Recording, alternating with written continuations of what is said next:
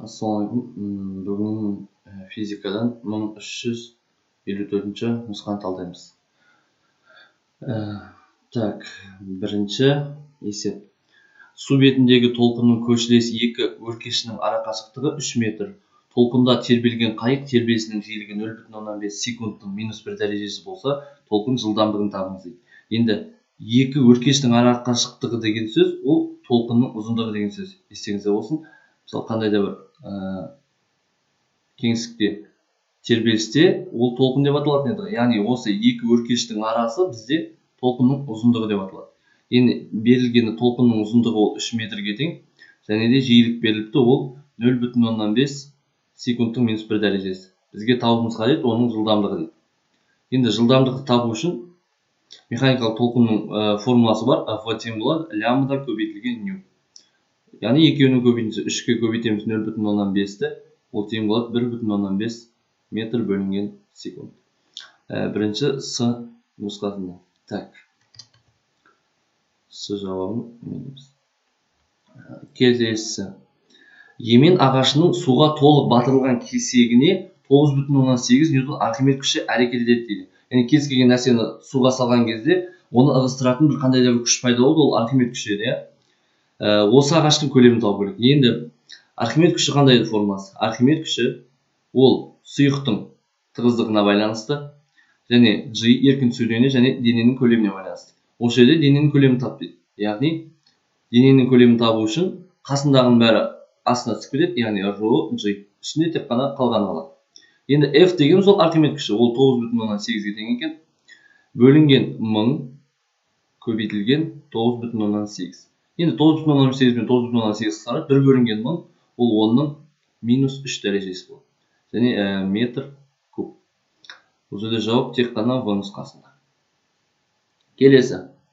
Дүкен мен үйдің арасы 250 метр. Егер дүкенге барып, үйге қайта келген баланың жүрген жолы мен орнын ауыстырады. Енді естеріңізде болсын. Орын ауыстыру, яғни модулі, ол егер қайтан бастап орнына келсе, онда 0-ге тең болады. Енді қараңыздар, 0-ге тең болатын варианттар бізде екеуі ғана. Енді жаңағы бала ол барып, қайтып келген. 250 метр жүрді, 250 метр қайтты. Яғни оның жолының қосындысы 250 қосылған 250 тең болады, ол 500 метрге. 500 метр жол жүрді, ол сонда тек қана А нұсқасында. Нұсқа болмайды. Келесі. Молекула кинетикалық теорияның қағидасына жатпайтыны. Молекула кинетикалық теория дегеніміз ол ламаласы құрылған 3 қағида бар, олар микробөлшекте үздіксіз қозғалыста болады, бұл жатады. Дене бөлшектері арасында тебілу күші әрекет етеді, ол бар. Барлық денелер микробөлшектен тұрады, ол да бар. Дене бөлшектерінің арасында тартылу күші әрекет етеді, және бар тартылу. Микробөлшектің жылдамдығы температураға тәуелді емес. Бізде жылдамдығы микробөлшектің жылдамдығына тәуелді, яғни температура артқан сайын оның жылдамдығы артады, кеміген сайын сондай. Яғни бізде Е нұсқасында. Келесі. Массасы 6 килограмм, көлемі 5 метр куб, газдың қысымы 200 килопаскаль. Осы жағдайдағы газ молекуланың орташа квадраттық жылдамдығы қандай? Енді қараңыздар, бұл МКД-ның негізгі қағидасына келеді, негізгі теңдеуіне, яғни П тең болады 3-тен 1 М бөлінген В-ның орташа квадрат жылдамдығы. Міне осы бір формуламен шығарылады. Енді осы жерде орташа квадрат жылдамдық міндетті анықтау. Яғни В квадрат тең болады 3ПВ бөлінген М. Енді квадрат болған соң, оны төбірасына аламыз. Яғни осыдан шығады, В тең болады төбірасты 3ПВ бөлінген Мге. Тең төбірасты. 3 көбейтілген П'міз бізде 200 килопаскаль. 200 кило деген 10-ның 3 дәрежесі. Көбейтілген көлем ол 5 метр куб. Көлем 5 метр куб және бөлінген масса 6. 6 мен 3 қысқарады бізде 2-ге. 2 мен нақта 2 қысқарады, нақта 100. Сонда ақшаның ішінде 500 көбейтілген 10-ның 3 дәрежесі және ол төбір астында. Енді 500-ден бізде не шығады примерно? Былай істейік. Төбір асты 50 көбейтілген, мына 1-0 мынаған берейік, сонда 10-ның 4 дәрежесі болады. Енді 50 деген примерно 49 деген нәрсе, ол примерно 7 бір нәрсе шығып кетеді. Яғни мына жақтан 7 шықса, мына жақтан 10-ның 4 дәрежесі, 10-ның 2 дәрежесі, ну, примерно бұл жерде 707 метр бөлінген секунд шығады. Яғни бізде жауап В нұсқасында. Себебі 49-дан бізде 7 шығады, сондықтан ары қарай бірден бір нәрсе шығып кетеді.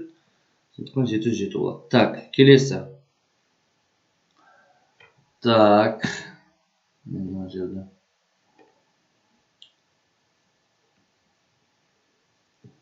Негізі масштабты үлкейту керек еді. Так, масштабты үлкейттік. Алтыншы есеп. Ылғал және құрғақ термометрлердің көрсетуі бірдей болса, салыстырмалы ылғалдылық дейді. Енді қараңыздар, салыстырмалы ылғалдылық ол қалай еді? Так. Ол фи тең болады. Абсолют бөлінген қаныққан көбейтілген 100%. Енді немесе П қаныққан болсын, қысым болсын. Енді екеуі де бірдей болса, ол бірді бірге бөлеміз, көбейтілген 100%. Ол тең болады әрқашан 100%. Есіңізде болсын. Егер ылғал мен құрғақ термометрдің көрсетуі бірдей болса, онда ол 100%-ға теңгеріледі. Келесі, ток көзінде зарядтарды бөлу үшін жұмыс атқаратын күштер. Теория жағынан айтып, кулондық тартылу күші емес, кулондық тартылу тебу күштер емес.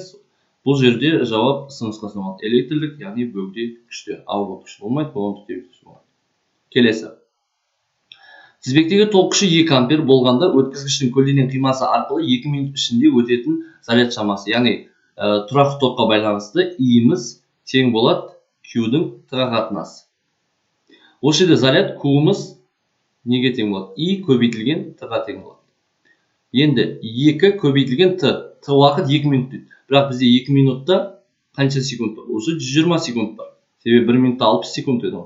Яғни 2 көбейтілген 120 тең болады 240 ампер, 240 кулонға. Так, жауап В нұсқасына. Келесі. Күміс 108-47 аргентиум атомының құрамы дейді. Енді қараңыздар. Протон қанша протон саны тең болады электрон санына. Әрқашан бұл. Енді қараңыздар. Протон саны электрон санына қайсы тең болады?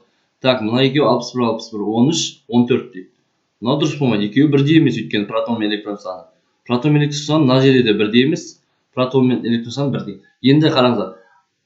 Астыңғы бөлігін қараймыз. Астында 47 деген нәрсе бар. Яғни 47 деген осы 47 протон, осы 47 электрон деген сөз. Яғни осыны таба аламыз. Бірінші мынау ұяға жатпайды. Яғни екі вариант қалды бізде. Атомның құрамы. Ал нейтрон санын табу үшін үстіден астын алып тастаймыз. Яғни 108-ден біз алып тастаймыз 47-ні. Сонда қалады мына жерде 61 нейтрон. 61 нейтрон. Ол бізде мына вариантта да емес, ол тек қана бізде Е вариантында. Келесі. RB172, R68 ядроларының ыдырамаған атомдар санының уақытқа тәуелділігі берілген. RB-дің жартылай ыдырау периоды. Енді жартылай ыдырау периоды бұны вообще оңай табылады. Себебі қараңыздар. Жартылай ыдырау периодында ол дененің 160-ның жартысы ыдырайтын бөлігі жартылай ыдырау периоды деп болады. Енді 160-ның жартысы ол 80. 80 ол қай кезде ыдырады? Мына нүктеде ыдырады. Ол нүкте сәйкесінше қанша уақытта? Мына қараңыздар. 0, мына жер 50 болады, мына жер 150 болады. Осылай келе береді. 50 сағат. Сонда 50 сағатта ол сонда жартылай ыдырау периоды. Так, атомдар санының уақытқа тәуелділігі беріліпті. Жартылай ыдырау периоды 50 сағат. Так. Онда бүйтейік. N тең болады. N нолевой көбейтілген 2 минус Т-ның Т-ға қатынасы. Негізі мынау болу қажет. Так, осылайына көрейік ал. Енді так, былайына шығарып отырмай негізінде. Осы суретке қарап шығарсақ та болады. Ең ыңғайлысы сол болады. Былай шығарып отырсақ N-ның орнында қазір. N0-дан 160-ты қойып, оны қажет емес. Сондықтан мына бір графикпен табу бізге ең оңай болады. Яғни жартысы ыдырайтын уақыт бізде жартылай ыдырау периоды деп аталады. Яғни 160 бізде жартысы ыдырады, яғни жартысы ыдыраған ол 50 сағатты. Жауап Д нұсқасында деп айта саламыз. Келесі. Так.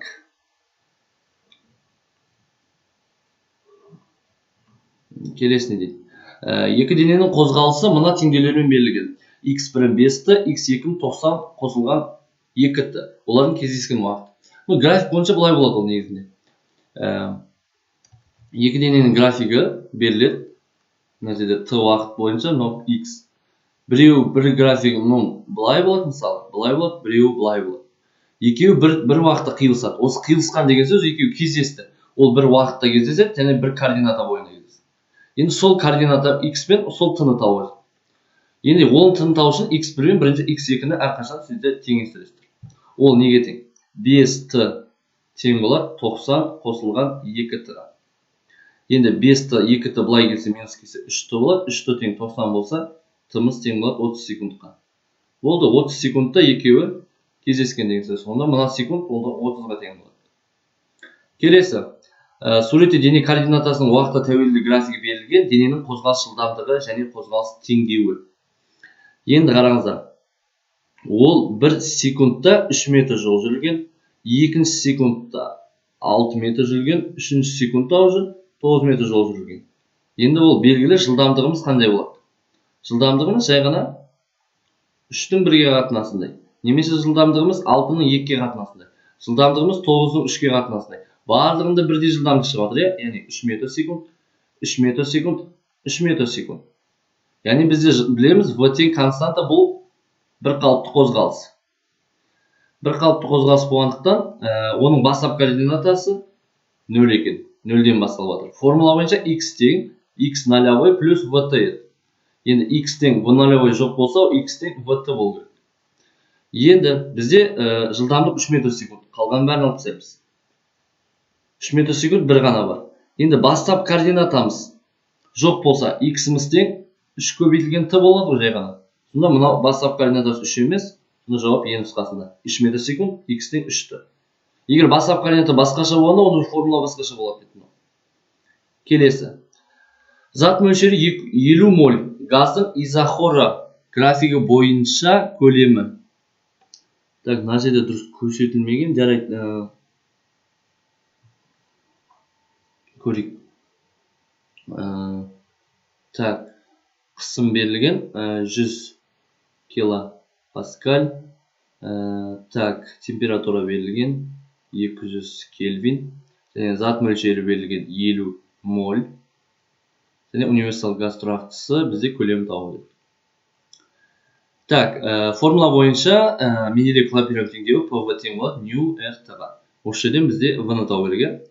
Қателеспесем V-ны табу керек. Және қасында тұрған не бар? P тек қана астына түседі, басқан бәрі үстінде қалып қалады. Тең. Нью дегеніміз 50 моль, R дегеніміз ол 8-31-ге тең. Мына жерде көбейту. Так, 200 кельвин бөлінген 100 килопаскаль. Яғни 100 көбейтілген 10-ның 3 дәрежесі. 200 мен 100 қысқарады. Сонда. Так, мына жерде 50 мен 2-ні көбейтсек 100-ді береді. 100 көбейтілген 8-31 бөлінген 1000. Так, 2 нөлмен ау кетеді. Сонда бізде 0,831 метр куб шығар. Ол 0,8. Яғни жауабы е нұсқасында. Келесі. Так. Келесіне дейді. Индукциясы 0,1 Тесла біртекті магнит өрісінде рамаға жүргізілген нормаль индукция сызықтарына перпендикуляр болатындай етіп орналастырылған рамаға 20 көбейтілген милли ньютон көбейтілген метр айналдырушы момент әсер еткенде топ күші 5 ампер болса раманың ауданы. Енді егер перпендикуляр болса масс m тең болады вис деген формула бар. Есіңізде болсын. Енді осы формулада бізге табу керек аудан дейді s.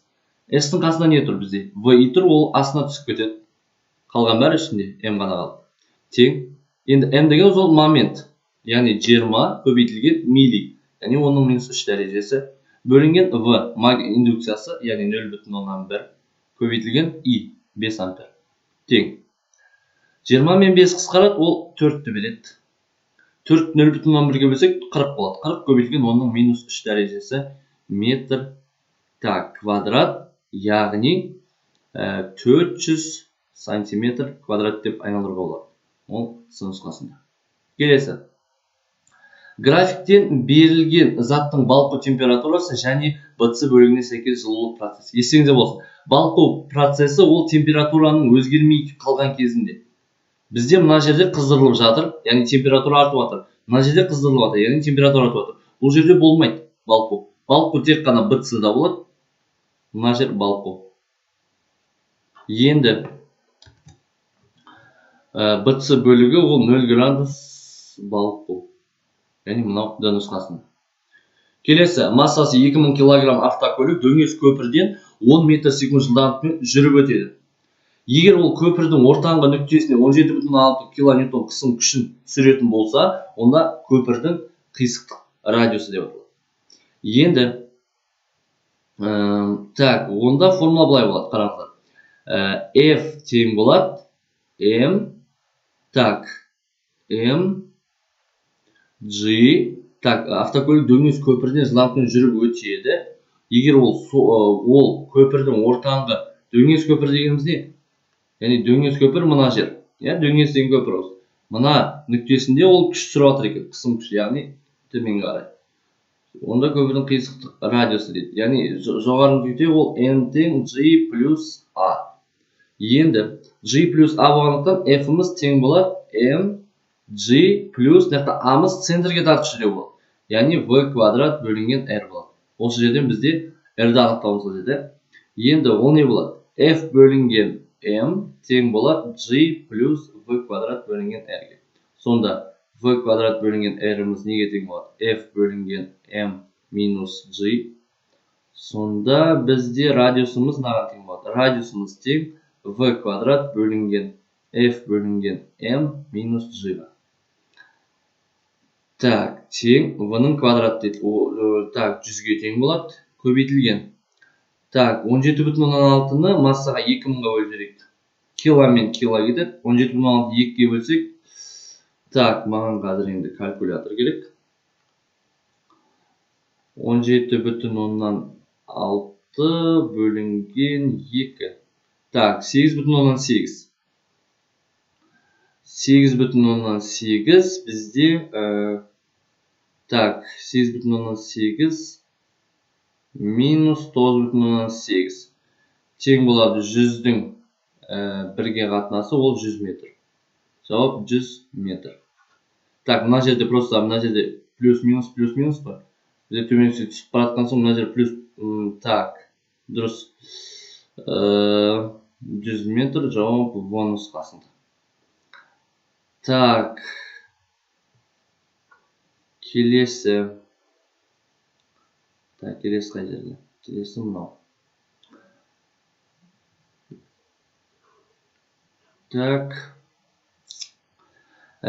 Пәкі 20%, пеште 10 тонна шойынды 10 градустан 1560 градусқа дейін қыздыру үшін қажетті тас көмірдің массасы. Енді пәкте не ойналып тұр? Пайдалы жұмыстың толыққа қатынасы және оның 100%-ға көбейтіндісі. Енді қараңыздар. Пайдалы жұмыс ол бір пешті не істеп жатыр? Біз тас көмірді жағып жатырмыз, не үшін? Яғни суды қыздыру үшін біз тас көмірді жағып жатырмыз. Үшінен алды, яғни қыздыру үшін, суды қыздыру үшін онда бізде MC дельта Т болып жатыр, ал жағылып жатыр, үшінен кейін ол толық жұмыс. Яғни QM.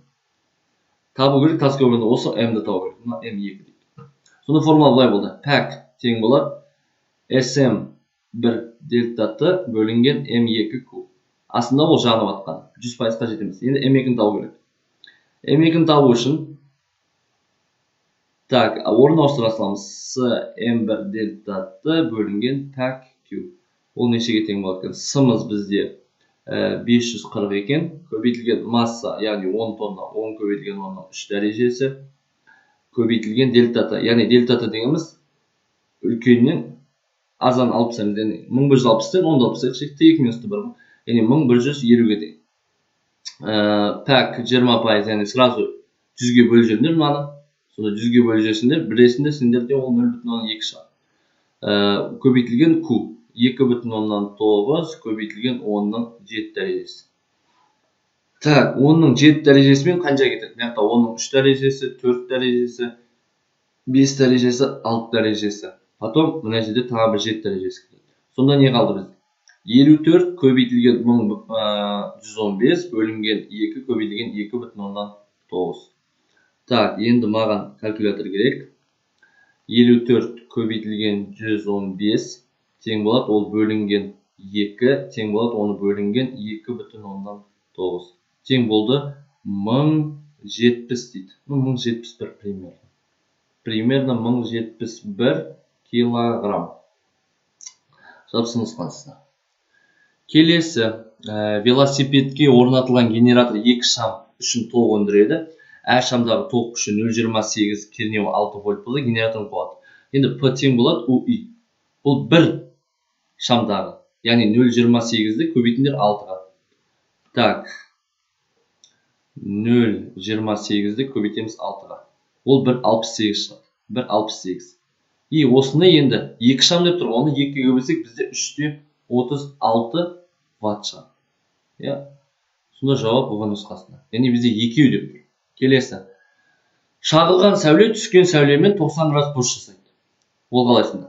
График бойынша түседі және ары қарай шағылады. Қандай бұрышпен түссе, сондай бұрышпен шағылады. Екеуінің арасындағы 90 мен жасаса, белгілі 45 те 45 екен. Сыну бұрышы 35. Сыну бұрышы міне 35 градус. Енді сынған сәуле мен шағылған сәуле арасында бұрыш. 35 болса, мына жерде қанша қалып тұр? 45 болса, мына тағы 45 қалып тұр. Яғни басқа түспенсек, бізде мына бұрышты тап деген. Яғни мына жерде 45, яғни мына жерде бізде 55. 55-ке 45-ті қоссақ, тең болады 0, бір ойда 100. Сонда бізде жауап 100 градусты құрайды екен. Келесі. Оқушы серіппенің қатандық коэффициентін анықтау мақсатында серіппеге әртүрлі жүктерді пайдалана отырып тәжірибе жасады. Өлшеу нәтижелері бойынша ілген жүктің массасы мен серіппенің сәйкес ұзындығы бойынша график салған. Осы график бойынша серіппенің қатандығы. Бұл жерде екі күш әсер етіп жатыр. Біріншісі серпімділік күш әсер етеді, яғни және де mg ауырлық күш. Енді дельта x дегеніміз ұзаруы 0,2 ұзарған 0,1 еді. Сонда дельта x-іміз сразу жазуға болады 0,1-ге тең. Яғни азайтындысы. Массасы бізде 0,6 килограмм екен. Так, массасы 0,6 килограмм. Так, массасы 0,6 килограмм және тағы не берілген? G берілген, жарайды. Енді нені табылдық? K-ны табылдық. K тең болады mg бөлінген дельта x-ге тең. Енді тең болады 6 көбейтілген 10 бөлінген 0,1-ге. Енді неге тең болады ол? Так, бізде 0,6 екен. Масса 0,6. Так, мына жерде 0,1 мен 0,6 қысарады. 6 көбейтілген 10, 60 ньютон бөлінген метрге тең болады. Жауап В нұсқасында. Так, келесі.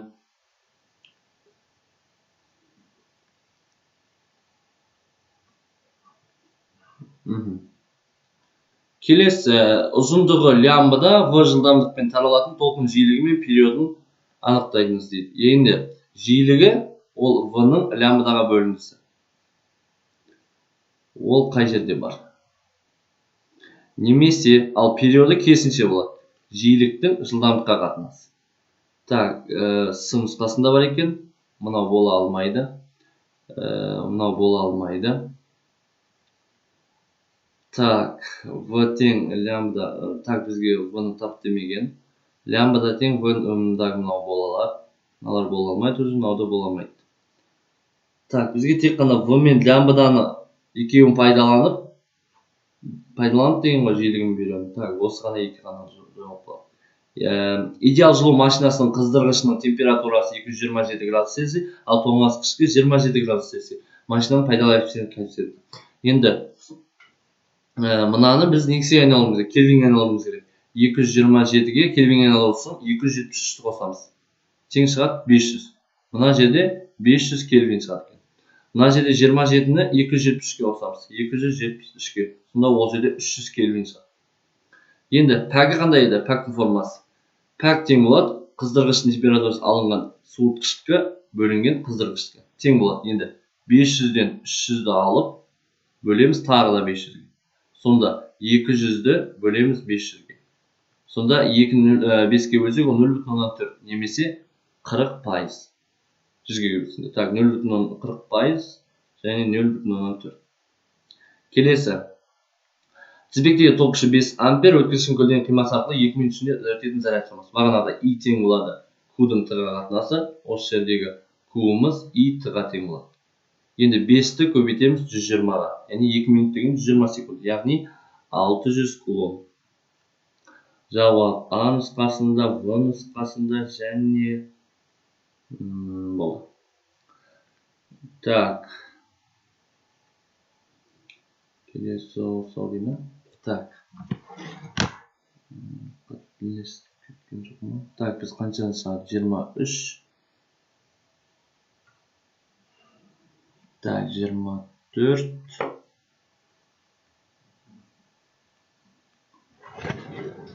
Так.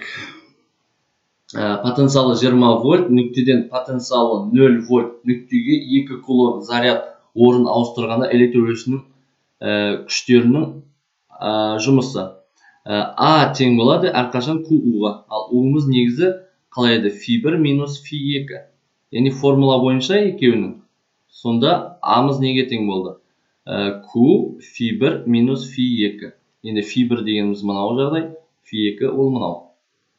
Енді 0-де алып тастасақ, ол 0 болып қалып, жер өзінің сан шығады. Сонда біз 20-ны көбейту керек 2-ге. Сонда 40 джоульға тең болады.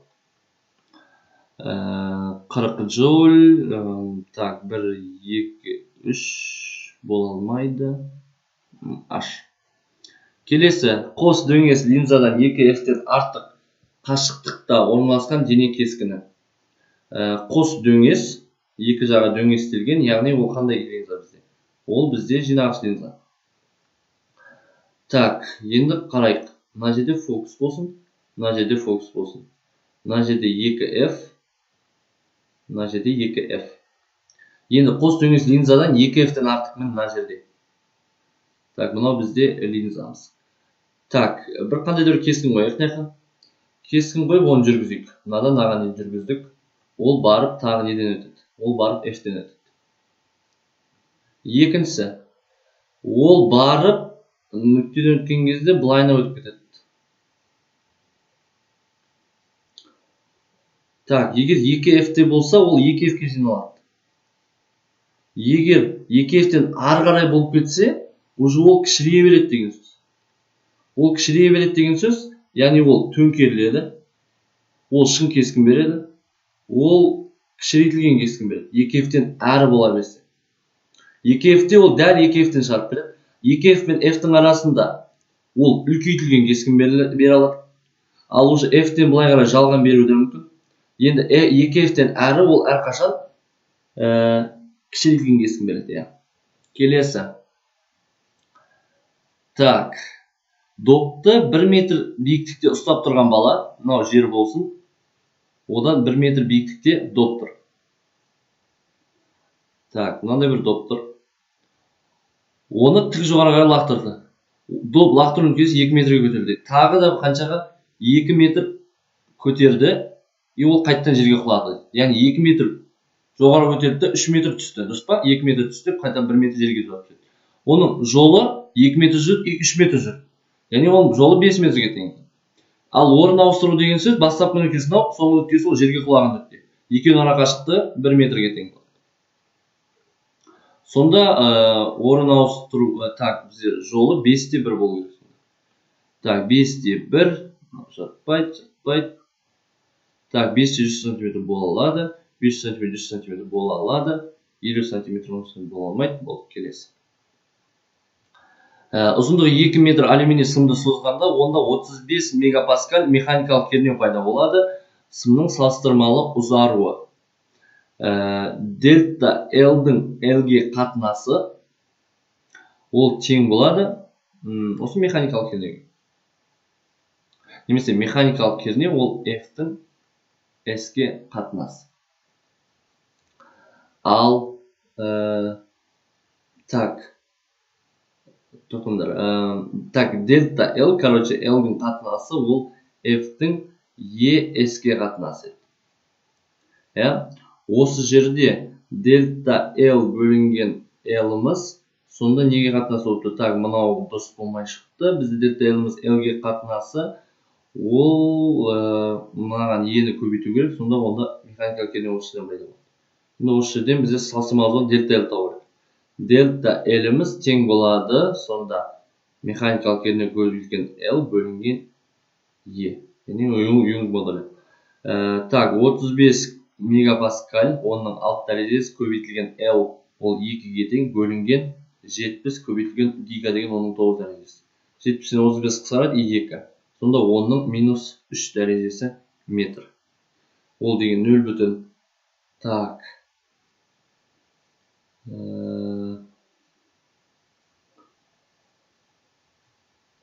Мына жерде қандай да бір қателік бар деген сөз, онда 70-пен қысқарып кетті, оның 9 дәрежесі, оның 6 дәрежесі, оның 9 дәрежесі. Онда ол оның минус 3 дәрежесі қалады. Енді бұл жерде онда бір нәрсе қате деген сөз. Мына жерде с нұсқасы болады, және g нұсқасы болады. Бірақ мынақта минус жоқ.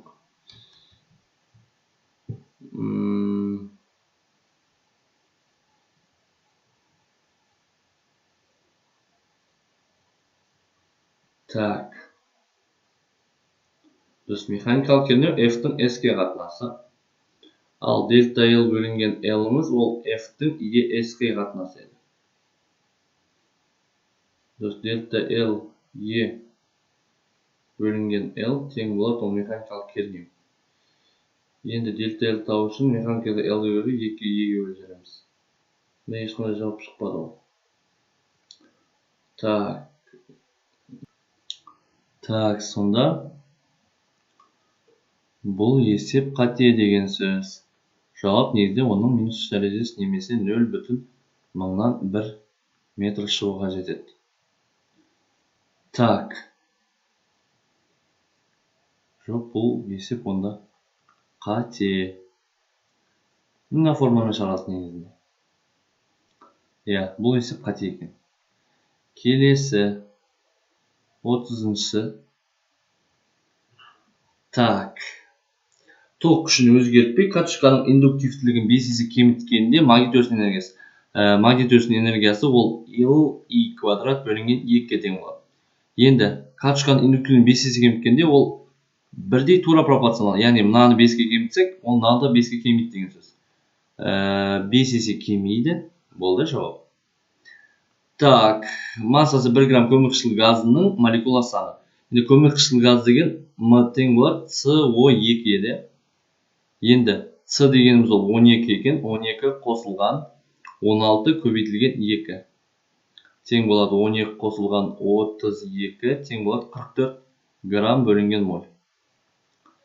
Так, N бөлінген үлкені тең болады N бөлінген N авогадро. Осы жердегі N-ді табу керек. Ол үшін так, 1 грамм дейді. 1-ді көбейтеміз 6,02 көбейтілген оның 23 дәрежесіне, бөлеміз 44-ге. Так, 6,02 бөлінген 44. Тең 0,13 көбейтілген оның 23 дәрежесі. Так, 0,13 дегенде енді 1,4 болады енді. Жылысақ 1,3. Ары қарай сандары бар, 22 дәрежесі. Так, басқалары болмайтын сияқты. Келесі. Импульсы 2,21 көбейтілген минус 22 ма, плюс 22 жарайды. Минус 22 килограмм метр секунд болатын фотонның жиілігі.